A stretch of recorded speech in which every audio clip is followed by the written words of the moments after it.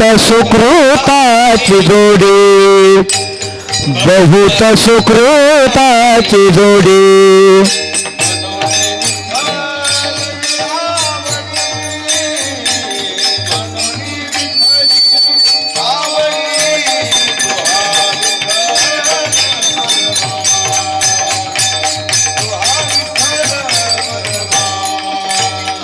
म्हणून विठ्ठली आवडे, म्हणून विठ्ठली तो हा विठ्ठल बरवा, तो हा विठ्ठल बरवा, तो हा माधव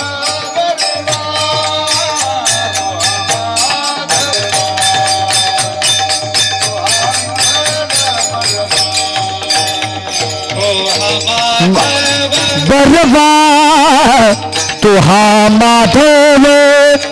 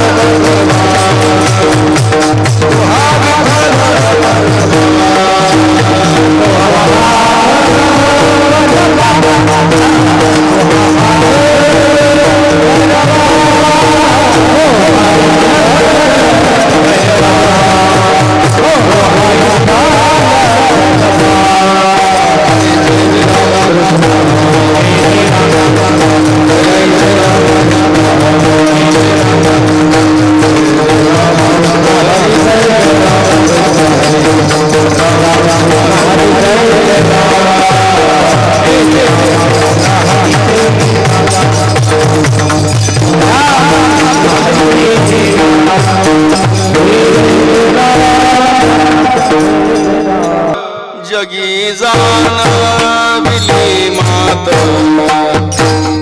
जानविली मात, जगी जानविली मात.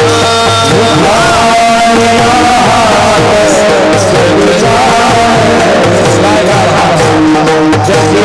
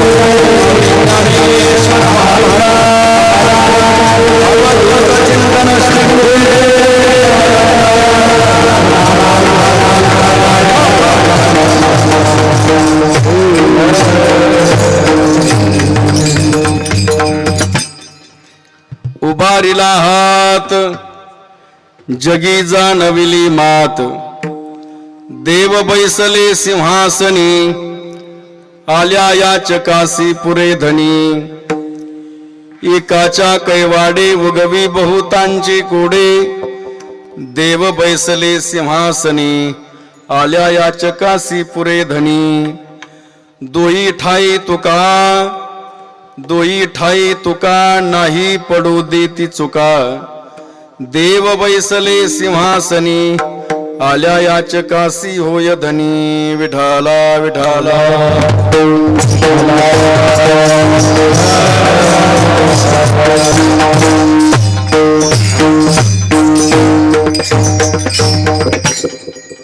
उभारिला हात जगी जाणविली मात, देव बैसले सिंहासनी, आल्या याचकासी जय पांडुरंग.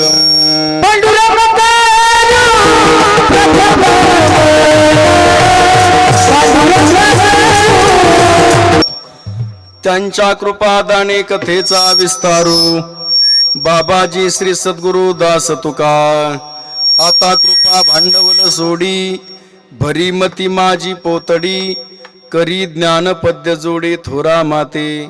आता हृदय हे आपुले, चौफाळून या भले, वरी बैसवू पावले श्री सद्गुरूंची येते नमस्कारोनी. आता म्हणून साधका तू माऊली, पिके सारस्वत तुझी पाऊली. या कारणी मी सावली न संडीच तुझी. अहो सद्गुरूची कृपा दृष्टी, तुझे कारुण्य जयाचे अधिष्टी. तू सकळ श्री विद्येंची सृष्टी, धात्रा होय तया सर्वात्मका ईश्वरा. स्वकर्म कुसुमांची विरा, पूजा केली होय अपारा. तोषा लागे नमो ज्ञानेश्वरा, नमो ज्ञानेश्वरा, नमो ज्ञानेश्वरा,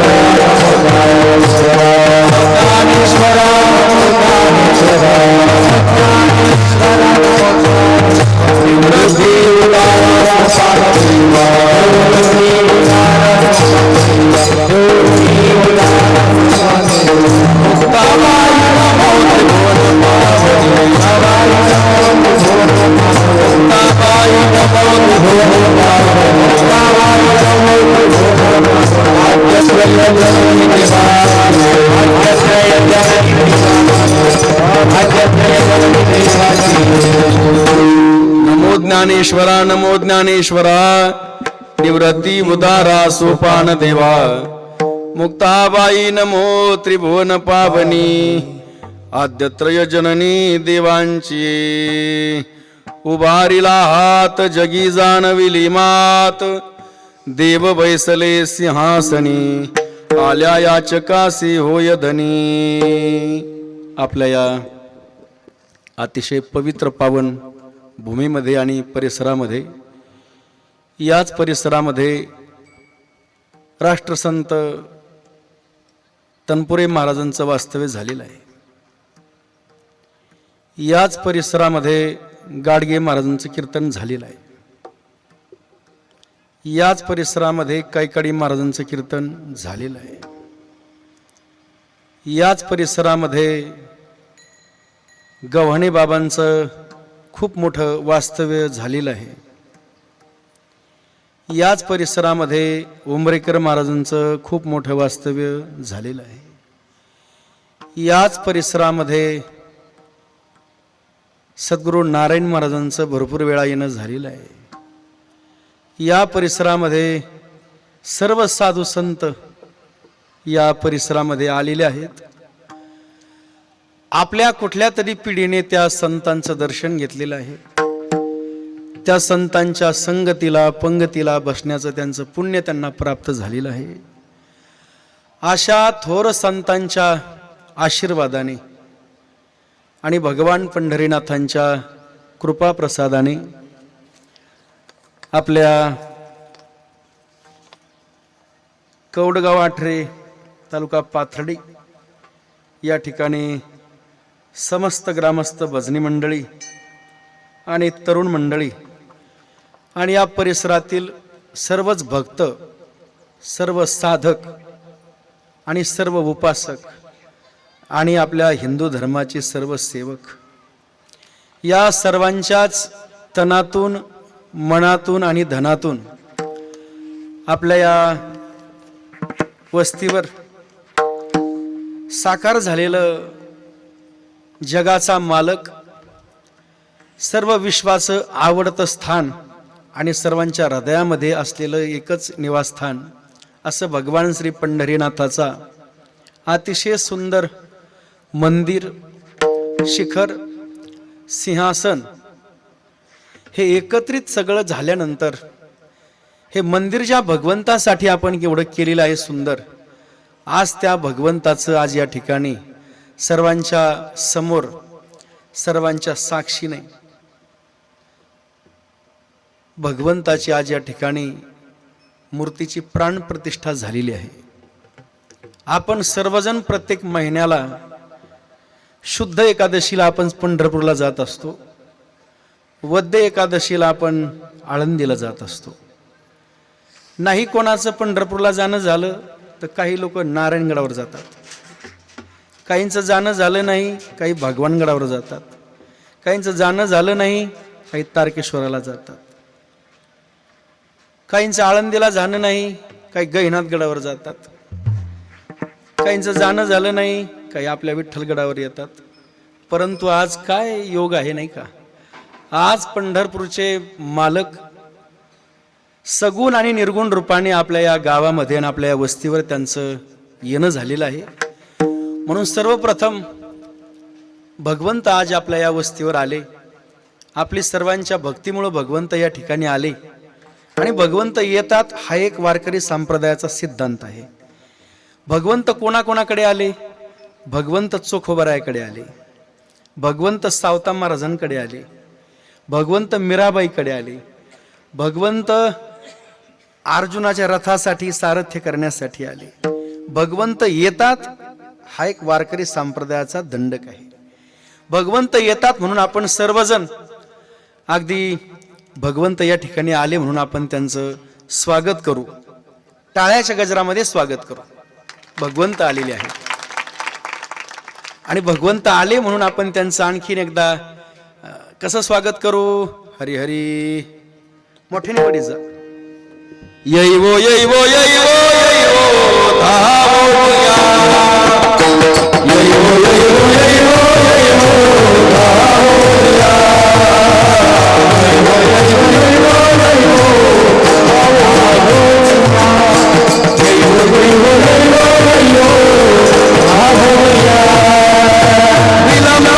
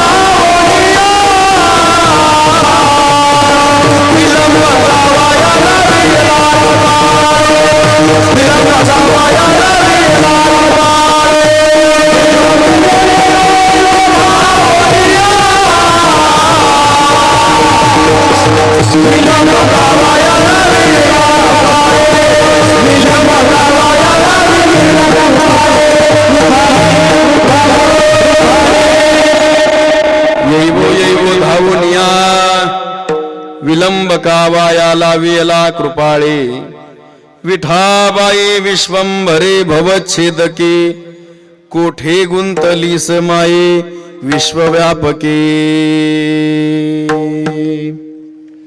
भगवंताचं येणं झालेलं आहे आणि भगवंत आल्यामुळे आपण सर्वजण भगवंताचं स्वागत केलेलं आहे.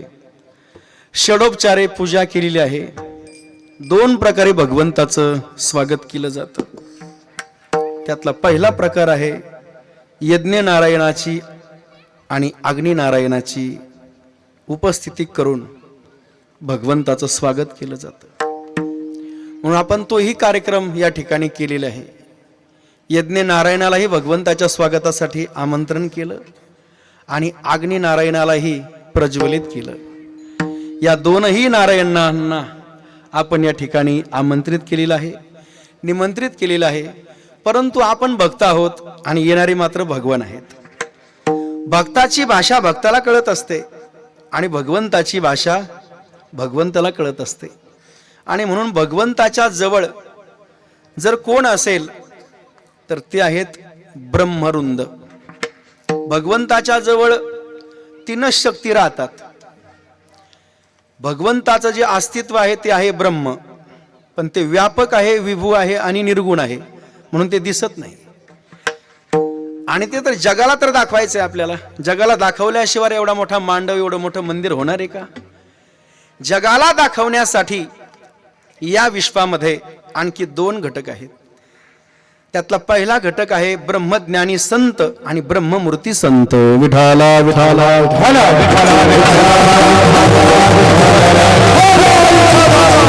त्याची भाषा ही देव भाषा आहे, संस्कृत भाषा आहे.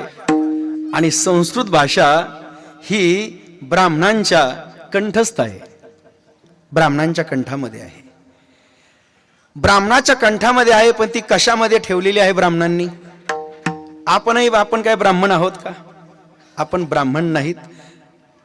परंतु ब्राह्मणाच्या कंठामध्ये ती देवभाषा साठवलेली आहे. मग कशामध्ये साठवता येते बरं? ब्राह्मण हे गायत्रीचे उपासक असतात. जे गायत्रीचे उपासक असतात, गायत्री ही एक स्वतंत्र शक्ती आहे आणि त्या गायत्रीच्या शक्तीमध्ये जी शक्ती राहते त्याला ही ब्रह्मशक्ती म्हणतात. आणि ब्रह्मशक्ती ज्यांच्या आश्रित आहे, ब्रह्मशक्तीने ज्यांचा आश्रय केलेला आहे, त्यांना ब्राह्मण म्हणतात. विठाला विठाला.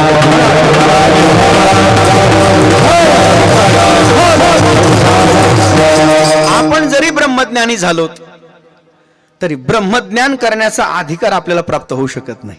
लक्षात ठेवा. आपण ब्रह्मज्ञान जरी झालोत तरी वर्णव्यवस्थेनुसार आपल्याला तो दान करण्याचा अधिकार अजून शास्त्राने दिलेला नाहीये.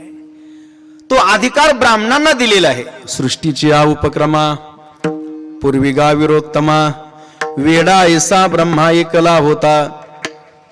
ब्रह्मदेव सुद्धा वेडा झाला ही सृष्टीची उत्पत्ती करताना. मग ईश्वरा ते नोळखे ना सृष्टी ही करू शके तो थोर केला एके नामे विन. नामाशिवाय नामी परमात्मा नामधारकाच्या जवळ आश्रयच करत नाही. आणि म्हणून जे ब्रह्म आहे ते ब्राह्मणाजवळ त्या गायत्रीच्या उपासनेमुळे त्यांच्या जवळ तो आश्रय करतो. आणि आश्रय केल्यामुळे भगवंताला इथं बसा, तुम्ही इथं या, तुम्हाला शपथ घातलेली आहे यज्ञाची आणि अग्नीची, तुम्ही जायचं नाही या वस्तीला सोडून, या गावाला सोडून जायचं नाही. तुमची पत्नी ही रुक्मिणी आहे, तुम्ही पंढरपूरहून इथं आलात, तुमच्याबरोबर रुक्मिणी आणलेली आहे आणि आम्ही सर्वजण तुमचा सांभाळ करू बरं का भगवान, तुम्ही आम्हाला सोडून जाऊ नका. यासाठी जी साधना केली जाते त्या साधनेला कर्मकांड पूजा असं म्हणतात. विठाला विठाला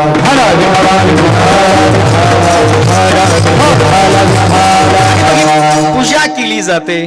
मग या पूजेमध्ये पहिला दिवस असतो. ज्या ठिकाणी भगवंताला बोलवायचे त्या ठिकाणची भूमी शुद्ध लागते. म्हणून भूमी शुद्ध करण्याचं सामर्थ्य आणि स्वातंत्र्य ही गोमातेमध्ये आहे. आणि मग गोमातेचं त्या ठिकाणी शेण आणून गोमतर आणून ती भूमी पवित्र केली जाते. त्या ठिकाणचा दोष नाहीसा केला जातो. नाहीसा केल्यानंतर मग स्थापित देवता पूजन, स्थापित देवता पूजन म्हणजे काय? ज्याची स्थापना करायची त्या देवतेच्या आवडतेच्या देवाला आमंत्रित करावं लागतं, कारण ही विष्णू अधिष्ठान आहे. हे अधिष्ठान कोणतं आहे? हे विष्णू अधिष्ठान आहे. या विष्णू अधिष्ठानासाठी जे मुहूर्त असतात ते काही आगळे वेगळे असतात. त्या आगळ्या वेगळ्या मुहूर्ताच्या स्थानावर म्हणजे आज वद्य दशमी आहे. कोणती तिथी आहे? आज वद्य दशमी आहे. आणि म्हणून भानुदासाचे कुळी महाविष्णूचा अवतार, जेवढे अवतार झाले तेवढे विष्णूचेच आहेत, पण निर्गुण नाहीत, सगुण आहेत. जेवढे अवतार जगाच्या उद्धारासाठी अवतीर्ण झाले ते सगुण, पण असा एकच अवतार आहे का सगळ्या अवताराचं अनुष्ठान म्हणजे भगवंताचं अधिष्ठान. विठाला विठाला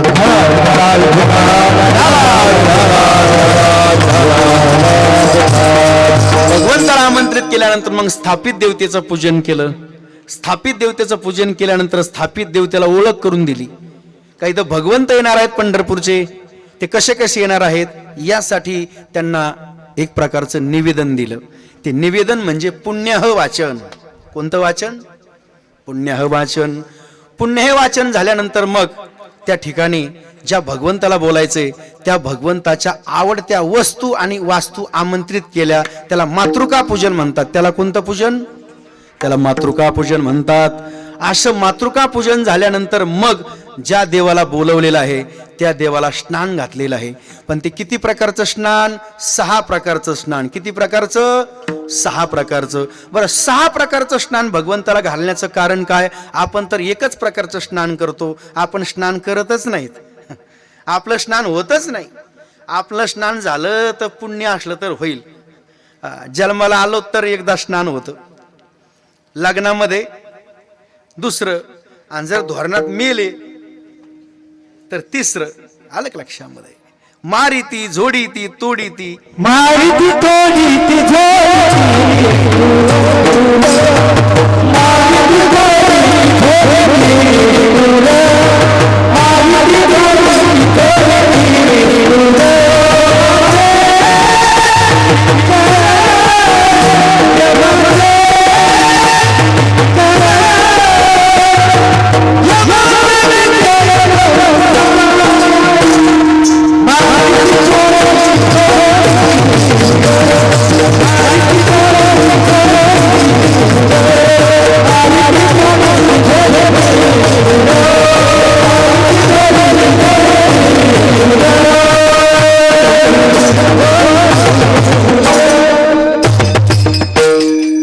3 प्रकारचं कधी येऊ नये.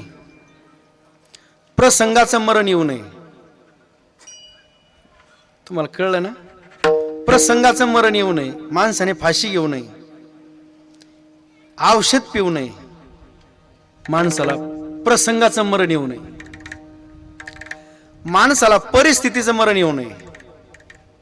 भरपूर कर्ज झालं, खूप प्रेशर आलं, ब्लॅकमेलिंग झाली, अशा वेळेस माणसाने स्वतः जीवन संपवून घेऊ नये. परिस्थितीचं मरण येऊ नये. माणसाला 3रं मरण आहे प्रसंगानुभूतीचं मरण. हे तुम्हाला नसतं येत, हे इकडे ये. प्रसंगानुभूतीचं मरण असतं एक, ते येऊ नये ना कोणाला. असे 3 मरण कोणाला येऊ नयेत, कधीच येऊ नयेत. आणि हे जर मरण आले तर अशी माणसं वर जात नाहीत, म्हणजे ती गतीला जात नाहीत, ती अधोगतीला जातात. राहणाऱ्या माणसाचं वाटोळच करतात, पाठीमागच्याच जाते तिथं पटांगण. आलं का लक्षामध्ये? आणि म्हणून हे असं करू नये जीवनामध्ये. आणि म्हणून अतिशय सुंदर गणपतीचं पूजन झालेलं आहे, कारण सर्व कार्याची देवता आहे गणराज गणपती. पुण्यवाचन झालेलं आहे, मातृका पूजन झालेलं आहे, मंडपाचं पूजन झालेलं आहे, वास्तू पूजन केलेलं आहे, योगिनी पूजन म्हणजे जेवढ्या 8 दिशेला 8 प्रकारच्या देवी आहेत, नाही का, अष्टवसू आहेत, त्यांच्या पत्न्या आहेत, त्यांना योगिनी म्हणतात. अशा योगिनीचं पूजन केलेलं आहे. आणि या देवाला एक संरक्षण करणारी देवता असते. जसं काशीच्या विश्वनाथाला संरक्षण करणारी देवता आहे. काळ भैरवामुळे काशी आणि विश्वनाथामुळे वाराणसी. तसं त्या भगवंताचं रक्षण करण्यासाठी एक क्षेत्रपाळ पूजन म्हणजे या क्षेत्रामध्ये एक भैरवनाथ असतो, त्याचं सुद्धा पूजन केलेलं आहे. त्याच्यानंतर भद्रपूजन केलेलं आहे, प्रधान पूजन केलेलं आहे, अग्नीचं पूजन केलेलं आहे. कोणता अग्नी? आपल्या पोटातला नाही. या विश्वामध्ये असे एकूण 9 अग्नी आहेत. किती आहेत? 9 अग्नी आहेत. त्या 9 अग्नीपैकी श्रेष्ठ अग्नी आहे यज्ञ अग्नी. त्याचं या ठिकाणी पूजन केलेलं आहे. ऋतूचं पूजन केलेलं आहे. सर्वांचं पूजन करून या ठिकाणी हे कार्य पूर्ण झालेलं आहे. अशी पूर्णाहुती सुद्धा आज या ठिकाणी केलेली आहे. तर 3 प्रकारचं कार्य झालेलं आहे. पहिलं कार्य आहे मूर्ती प्राण प्रतिष्ठा, दुसरं कार्य आहे कलशारोहण आणि तिसरं कार्य आहे पूर्णाहुती. विठाला विठाला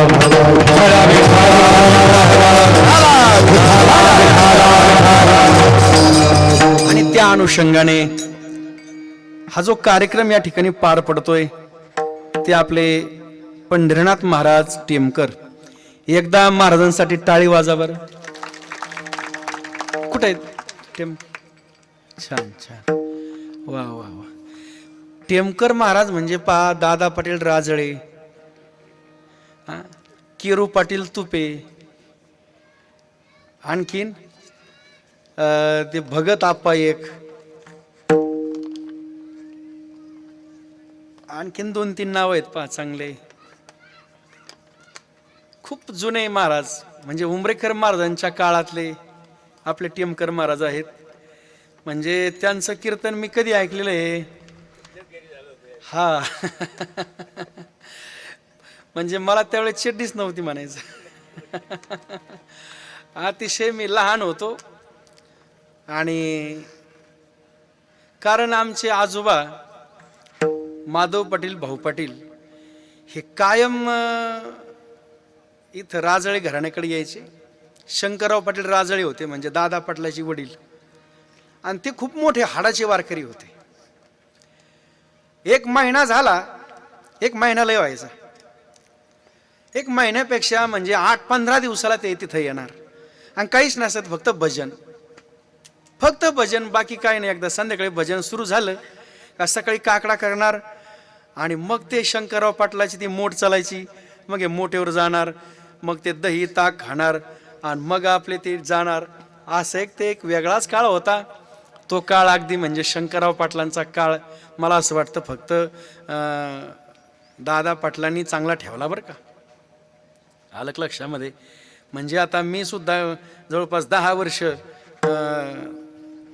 राजळे पाटलांच्या जवळ बसून कीर्तन ऐकलेले आहेत मी. जेवढे रामायण झाले तेवढे रामायण मी ऐकलेले आहेत. कारण ते ढोकमारांचं रामायण असून येतं 5 पुरचं असं, पण जास्त प्रेम राजळे घराण्यावर ढोकमाराचं. ढोकमारांचं प्रेम जास्त, विलासरावचं प्रेम होतं, पण ढोकमारांचं जास्त. ढोकमारांचं कीर्तन असलं का अगदी दादा पाटील समोरच एक जिथं ते खांबा रावलेला आहे तिथं खांबा रावलेला, त्या ठिकाणी त्यांची गादी, त्यांची ती काठी आणि त्यांची ती काळी चप्पल आणि त्यांचं ते धोतर. महाराज पण इतके मर्यादा संपन्न होते दादा पाटील. त्यांना जरी लघवी आली ना तरी ते सांगायचे, परवा मला लघवी आली पण आता उठू कसं. आता आम्ही एवढले आम्हाला चेडीच नव्हती पण तरी त्यांचं प्रेम होतं. परवा लघवी आली पण उठू कसं. म्हणजे इतकं प्रेम त्या राजळे घराण्यांचं होतं. पुढे चालून आप्पासाहेबांनी ते प्रेम ठेवलं. पण मला असं वाटतं शंकरराव पाटलांचं आणि दादा पाटलांचं सर्वात जास्त प्रेम जगाला जर कोणाकडून मिळालं असेल तर ते राजीव राजळे. आलं लक्षात. इतकं प्रेम करणारी व्यक्तिमत्व होतं. पण ते आता काय सांगावं, काहीतरी पुण्य आमचं तुमचं कमी म्हणून ते आपल्याला सोडून गेले. पुन्हा आता मोनिकाताईच्या रूपाने का होईना परंतु अतिशय सुज्ञ आणि चांगल्या प्रकारचं एक सहकार असेल, राजकारण असेल, प्रत्येकाच्या सुखामध्ये दुःखामध्ये आणि कुठेही असो त्या उपस्थित असतात. एकदा त्यांचं कीर्तन मी ऐकलं होतं. एकादशीला कीर्तन झालं होतं गावामध्ये. मारुतीचं माळात होतं आणि स्टँड नव्हतं महाराज. ती मी पत्रिका पाहिल्यापासून मी म्हणलं टेमकर महाराजांना हे बोलणारच मी.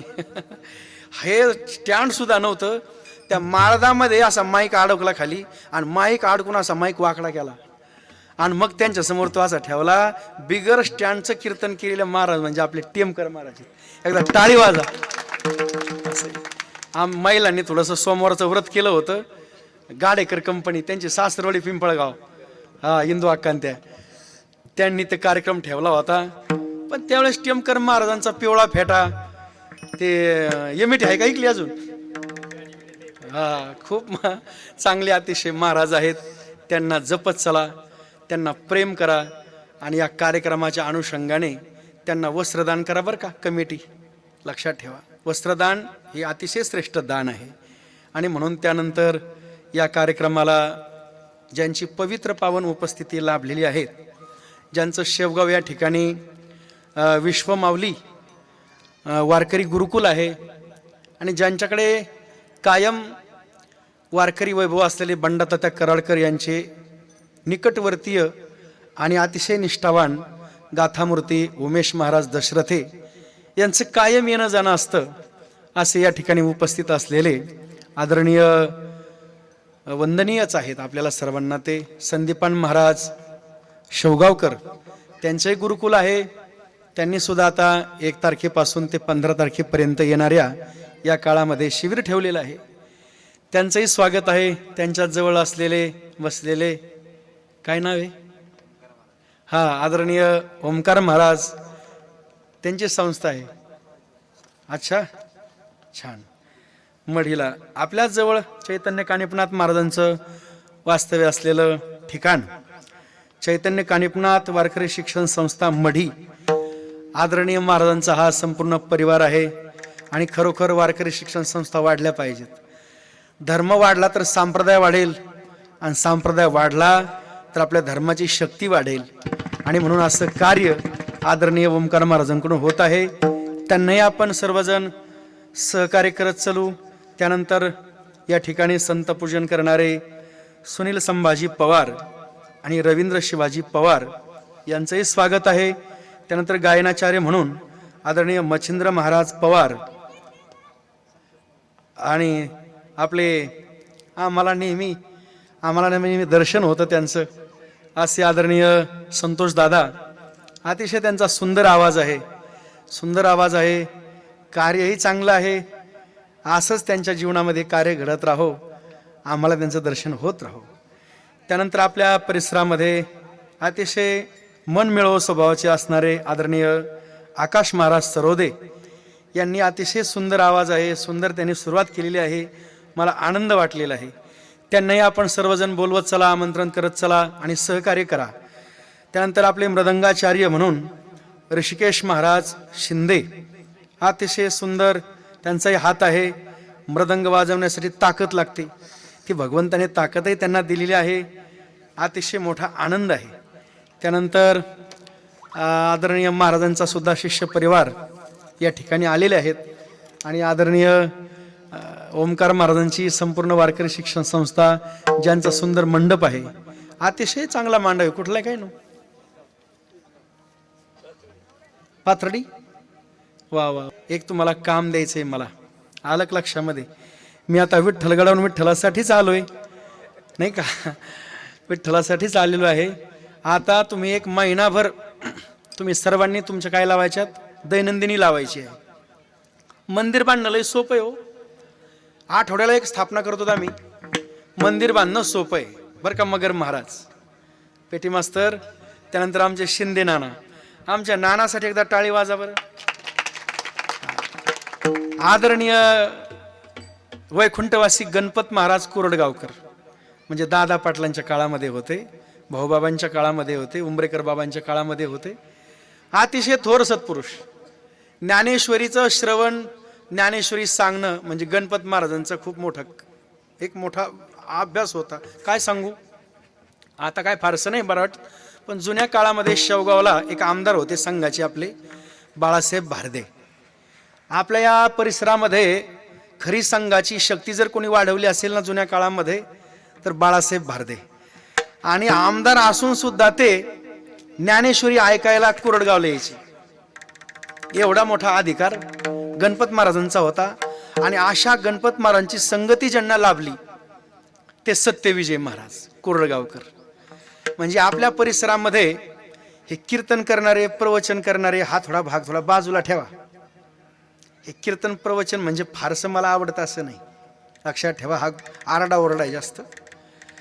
आपल्या परिसरामध्ये श्री शक्तीचे उपासक म्हणजे ज्ञानोबाऱ्यानंतर झाले बंकट स्वामी. श्री शक्तीचे उपासक बंकट स्वामी. आणि बंकट स्वामीच्या नंतर आपल्या परिसरामध्ये शहापूर आहे. शहापूरला श्री शक्तीचे उपासक होऊन गेले दत्त दिगंबर महाराज दिल्लीचे. 2 वर्ष झाले, अजून त्यांच्या गादीवर महात्मे आले नाही, महाराज नाही आले अजून. 2-3 वर्ष झालीत. त्यांनी सांगून ठेवलेले मरतानी, मी जेव्हा पाठवीन तेव्हा तो येईन. लोक बसवते तेव्हा तो महाराज नाही, मी बसवीन तेव्हा तो येईन. याला श्री शक्तीचे उपासक म्हणतात.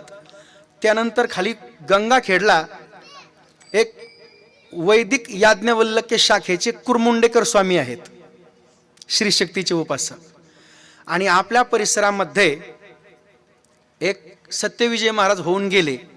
आता सध्या फक्त अर्ध्या महाराष्ट्रात श्री शक्तीचे उपासक म्हणून सध्या जर कोण असतील तर आपल्या पाथर्डी शहरामध्ये प्रज्ञाचक्षू मुकुंद काका एवढेच आहेत. तुम्हाला कीर्तनकार प्रवचनकार याचं काय नसतं वाटत मला, हे थोडं वेगळा भाग आहे. आणि ही जी शक्ती आहे सध्या फक्त आहे. आणि म्हणून अशा सत्यविजय महाराजांची सेवा, तुम्ही खूप भाग्यवान आहात. आलं का? साधू ज्या पुण्याने साधू मिळतात त्या पुण्याने साधू कळत नसतात. साधू कळून घेण्यासाठी पुण्य लागतं. कोणाचं? आपल्या आईचं. विठाला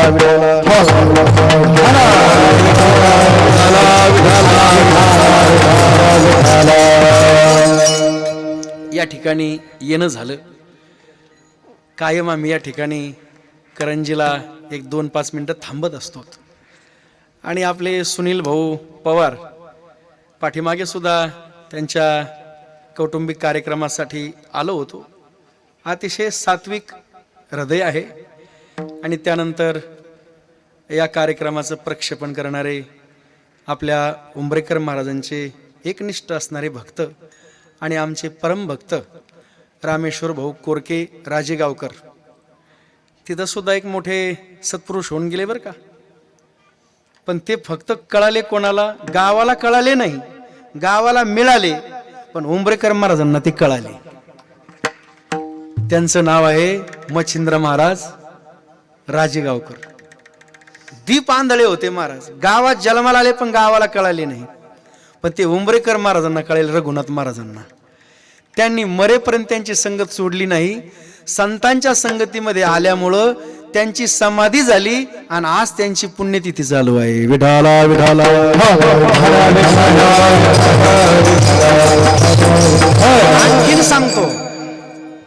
आणखीन सांगतो तुमच्या माहितीसाठी, कारण मी सांगायसाठीच माझा जन्म झालेला आहे. वैकुंठवासी राजाराम महाराज केळ पिंपळगावकर, ते त्यांच्याही समाधीला मी आलो होतो. राजाराम महाराज इथं केळ आहे वर, त्यांच्याही 14व्याला माझं कीर्तन होतं.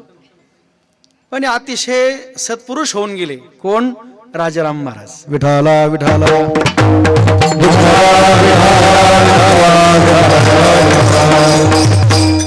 आणि म्हणून आज आपल्या मूर्तीची प्राण प्रतिष्ठा झालेली आहे. सकळ मंगळ निधी श्री विठ्ठलाचे नाम, श्री विठ्ठलाचे नाम, श्री विठ्ठलाचे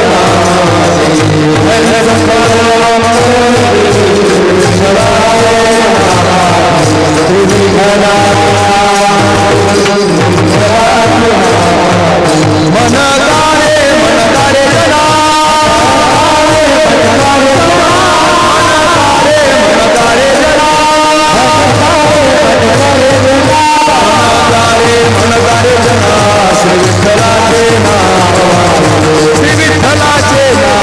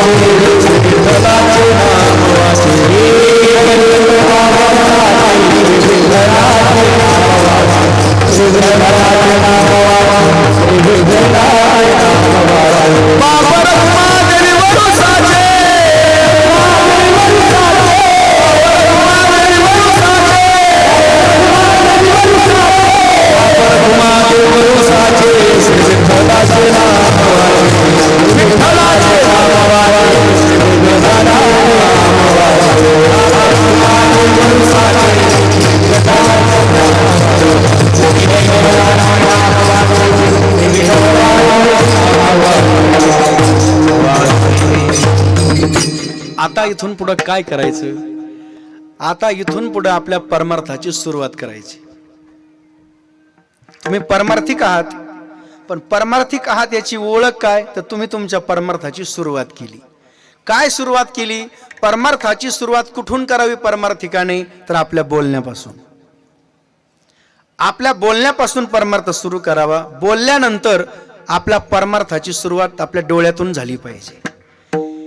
एकदा मुखातून सुरुवात झाली का मग माणसाचे डोळे पवित्र होतात आणि डोळे वाईट पाहत नाहीत, डोळे चांगले पाहतात. पहावा विठ्ठल, बोलावा विठ्ठल आणि मग करावा. मग तो भक्तीने आपलासा करावा, तो ज्ञानाने आपलासा करावा आणि वैराग्याने तो साठवावा. विठाला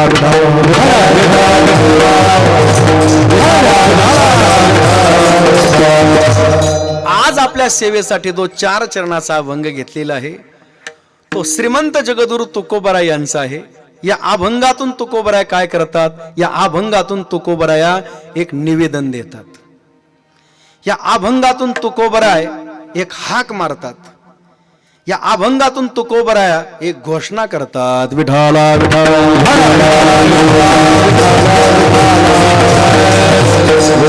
पण हे का घडलं?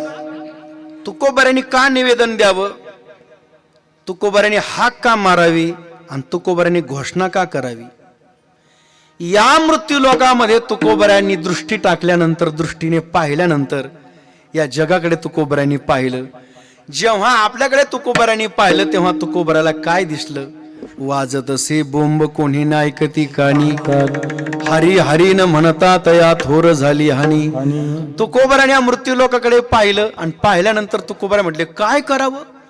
एवढं दुःख जर या मृत्यू लोकामध्ये असेल तर काय केलं पाहिजे बरं? या दुःखातून हे वेगळे झाले पाहिजेत आणि सुखापर्यंत हे लोक आले पाहिजेत. संपूर्ण जग हे सुखाजवळ आलं पाहिजे. आता सुखाजवळ जर यायचं असेल तर तसा सुख देणारा, सुखाचं दान करणारा, सुखाचा सागर पाहिजे. आता आपल्या गावाला या ठिकाणी चारी येणार आहे. आता जिथून चारी येणार आहे तिथं काय नदी आहे का? जिथून चारी येणार आहे तो सागर आहे, तो भंडारदारा आहे, तो सगळ्यात मोठा आहे. किती दुष्काळ पडले तरी तो आटत नाही. तसं तुकोबराय म्हटले जगामध्ये किती जरी दुःख झालं तरी ते दुःख नाहीसं करणारा सागरासारखा जो भगवंत आहे तो विटेवर आहे आणि तोच सुखरूप आहे. माझा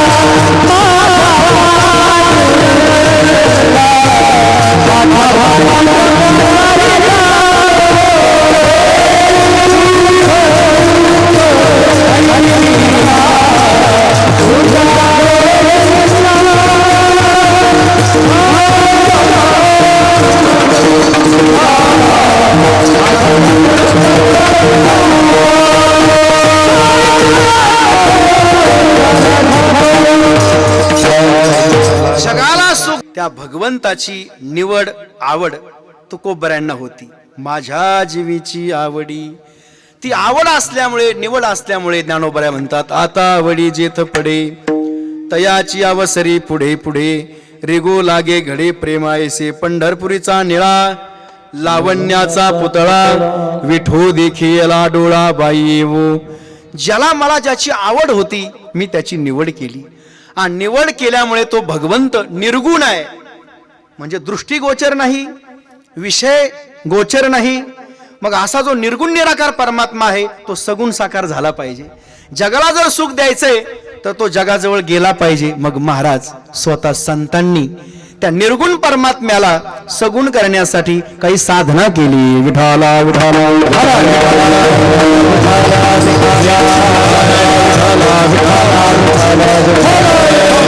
स्वतः सूर्य असेपर्यंत भगवंताचं अस्तित्व राहिलंच पाहिजे अशी शक्ती ज्यांनी निर्माण केली ती सोपानो भगवान ब्रह्मा. आणि या विश्वामध्ये शक्ती सहित शिव आणि शिवासहित शक्ती राहिली पाहिजे म्हणून आदि शक्तीचा अवतार झाला. विठाला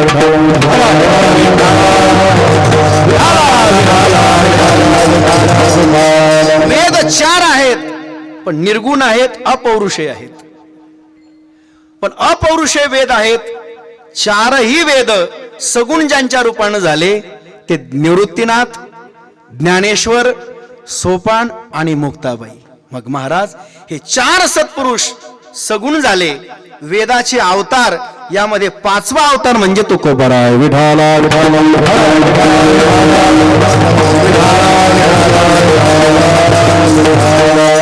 स्वतः पाचवा अवतार पंचम वेद रूपी गाथा तुकोबरा या ठिकाणी मृत्यू लोकामध्ये आल्यानंतर वाङ्मय रूपी परमात्मा म्हणजे गाथा आहे. वाङ्मय रूपी विठ्ठल म्हणजे साक्षात गाथा आहे. आणि आपली आई म्हणजे ज्ञानेश्वरी. आपली आई ज्ञानेश्वरी आणि आपले वडील गाथा. विठाला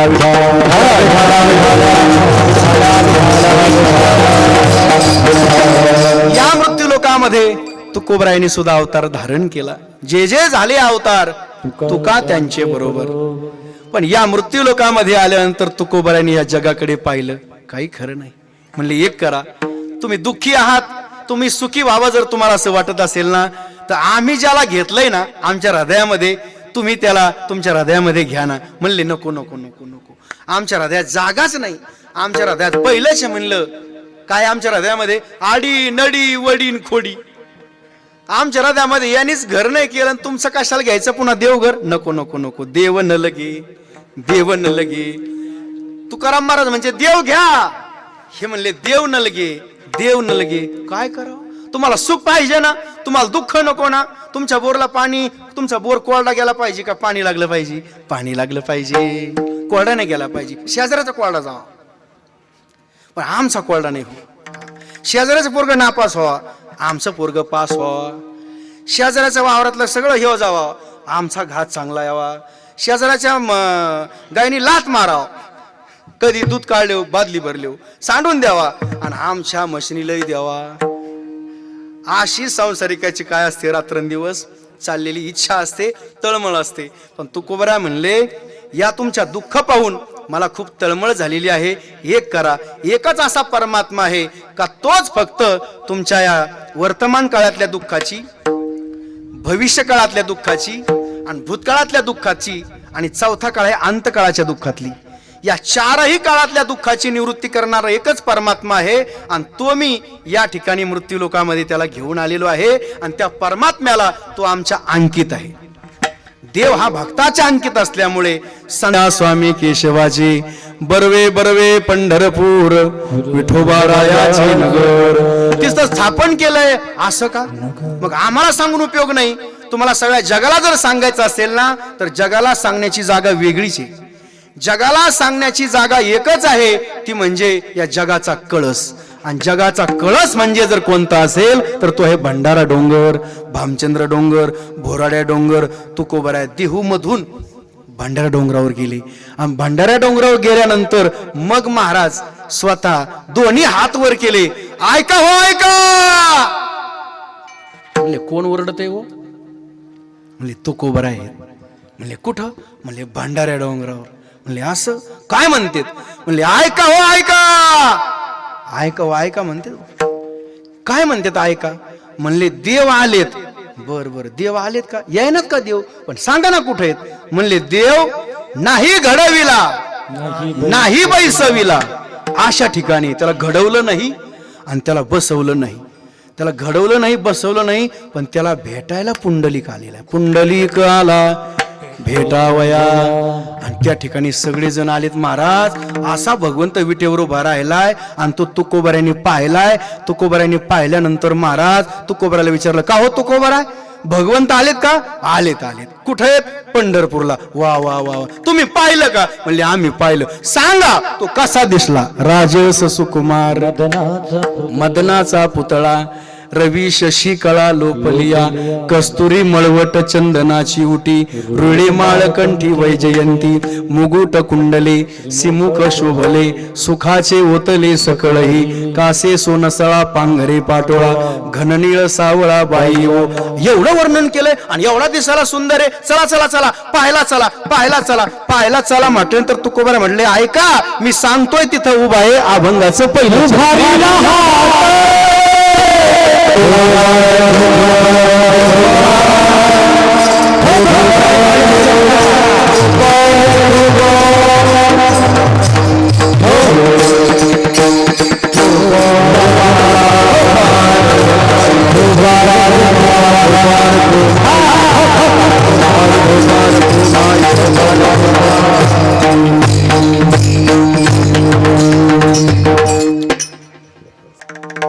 याचा सांभाळ करणं खूप अवघड आहे बरं का. सद्गुरू शिवनाथ महाराज सांगायचे, आमचे गुरु, हत्ती सांभाळावं पण महाराज सांभाळू नये. ते म्हणायचे हत्ती सांभाळावं पण महाराज सांभाळू नये. हत्ती परडा पण महाराज परडत नाही. का देवाची दृष्ट काढा. आणि तुम्हाला तर माहिती आहे ना, तो अभंग, ओवाळी ते लिंब लोण तुझी ओवाळी ते काया, आज वंदू तुझ्या पाया तुला माझ्या जनाबाई काढी दृष्ट. ते पाठच आहे तुमच्या सगळं. तर सुंदर अशा प्रकारची दृष्ट. आणि रुक्मिणीला एक शाल आणि भगवंताला एक शाल. सकाळी एकदा दररोज पूजा करायची. दररोज आजपासून एक अशी एक तिथं एक असं लिहूनच घ्या एक चांगलं. दररोज एका माणसाने एका जोडप्याने देवाच्या आंघोळीला यायचं. देवाची दररोज आंघोळ करायची. देवाला आंघोळ कोणत्या पाण्याने घालायची? बोरच्या पाण्याने नाही, दररोज विहिरीच्या पाण्याने आंघोळ घालायची भगवंताला. आपण जसं गरम पाणी करतो ना तसं पाणी करायचं. गरम पाणी, त्याच्यामध्ये दुसरं गार पाणी टाकून देव तांब्या, देवाला भांडे आणा स्वतंत्र, एक घांगाळ असतं, देवाला घांगाळ आणा, एक देव तांब्या आणा, थोडं गुलाबजल आणा. सुरुवातीला देवाचे कपडे काढायचे अतिशय प्रेमाने. असे आपण जिवंत येतं आणि देवही जिवंत आहे. देव जिवंत आहेत म्हणून आपण जिवंत आहोत असा भाव अंतकरणामध्ये निर्माण करायचा. आल्यानंतर मंदिर खोलायचं. कमी आवाजामध्ये बडबड करायची नाही, भांडण तंटा करायचं नाही, मोबाईल बंद ठेवायचा. आणि मग आत मंदिरामध्ये गेल्यानंतर सुरुवातीला मंदिर स्वच्छ झाडून काढायचं. असं फराफरा झाडायचं नाही, ते मंदिर आहे. अतिशय हळूहळू हळूहळू झाडायचं. सुंदर एक सुपली आणायची, त्याच्यामध्ये ते सगळं आपल्या बोटाने भरायचं, सगळं बाहेर नेऊन टाकायचं. भगवंताचे पहिले कपडे काढायचे. पहिल्यांदा पांडुरंगाचे काढायचे. मनामध्ये विठ्ठल विठ्ठल विठ्ठल विठ्ठल असं म्हणायचं. कपडे काढायचे. कपडे काढल्यानंतर भगवंताचे कपडे एका बाजूला ठेवायचे.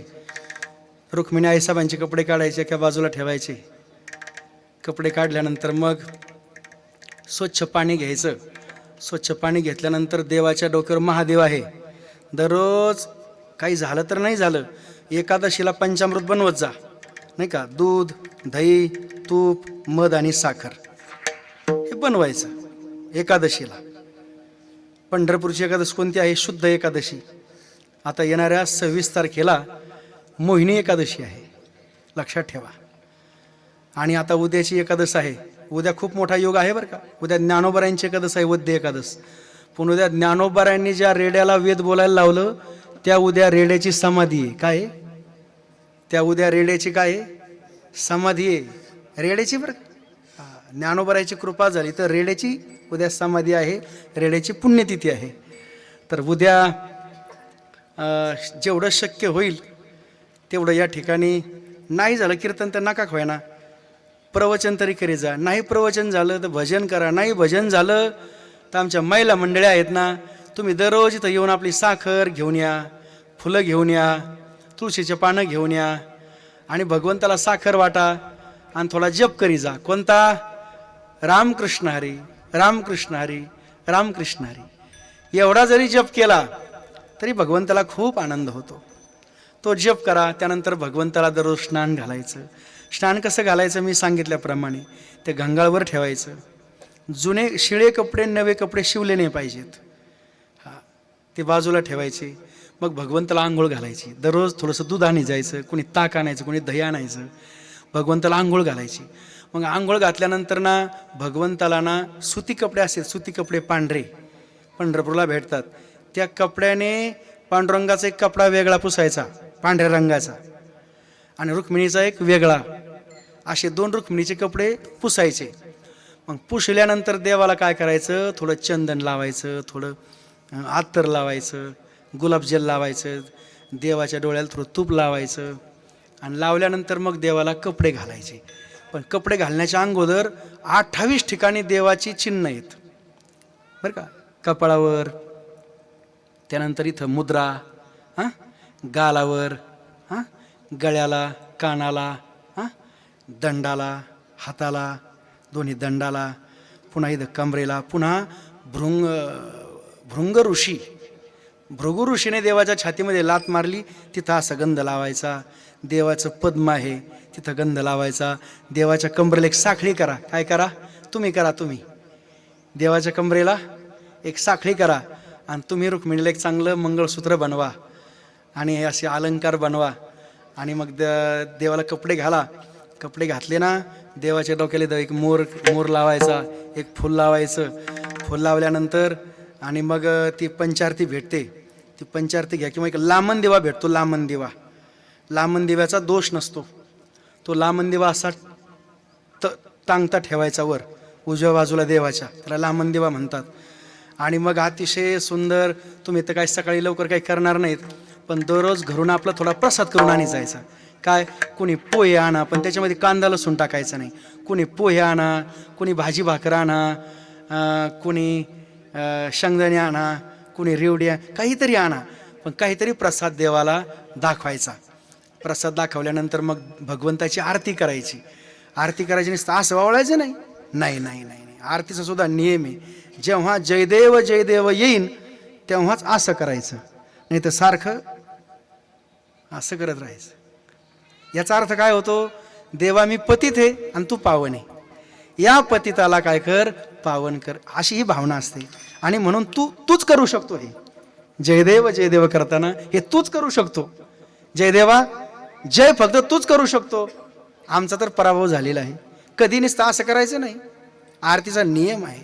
आ म्हणजे ब्रह्म, रती म्हणजे रममान होणे. ब्रह्मामध्ये रममान होणे याला म्हणतात आरती. अशा प्रकारची आरती करावी. आणि आता उद्याची तर आपल्या गडाचीच एकादशी आहे, परंतु एक पंढरपूरची शुद्ध एकादशी असते. शुद्ध एकादशीला सर्व भजनी मंडळींनी या ठिकाणी एकत्रित या. मी तर असं सांगतो तुम्हाला, पहिली वारी तर म्हणजे मीच घालतो. आपली विठ्ठलाची वारी आपल्या विठ्ठलगडातर्फे मी तुम्हाला फराळीचं सगळं पोहोच करतो इथं 100 माणसाचं. पण सगळ्यांनी इथं यायचं. तुम्हाला फराळीचं मी आपल्या सुनील भाऊकडे पोहोच करतो. म्हणजे पहिली वारी आपली ही चालू करू आणि दुसरी वारी कोणीतरी घ्या. मला तर वाटतं आजच हे व्हायला पाहिजे. आलं लक्षामध्ये? असं आहे. आणि म्हणून दुसरी वारी दादा तुम्ही करा. त्यांना तुमचं यांचं नाव घ्या. दुसरी एकादश त्यांना द्या. ते अतिशय सात्विक आहेत. त्यांना दुसरी वारी द्या. प्रत्येक महिन्याचं नारळ देत चला. अशा 12 महिन्याच्या एकादशा वाटा. एकादशीला प्रत्येक या ठिकाणी यायचं. महिलांनी यायचं. येणार ना? येणार ना सर्वजणी? वर हात करा बरं. वा वा वा वा, बहुमत आहे का रे मुख्यमंत्र्याचं? असं आहे. म्हणून एकदा सर्वांनी जप करा. राम कृष्ण हरी जय जय जय जय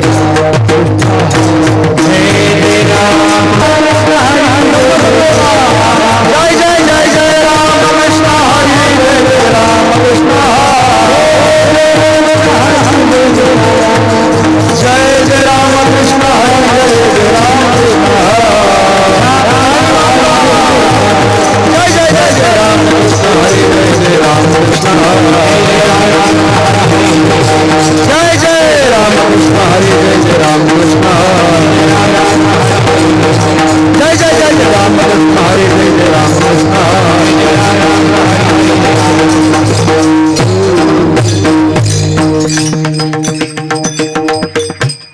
आता महत्वाचा मुद्दा राहिला तो, कारण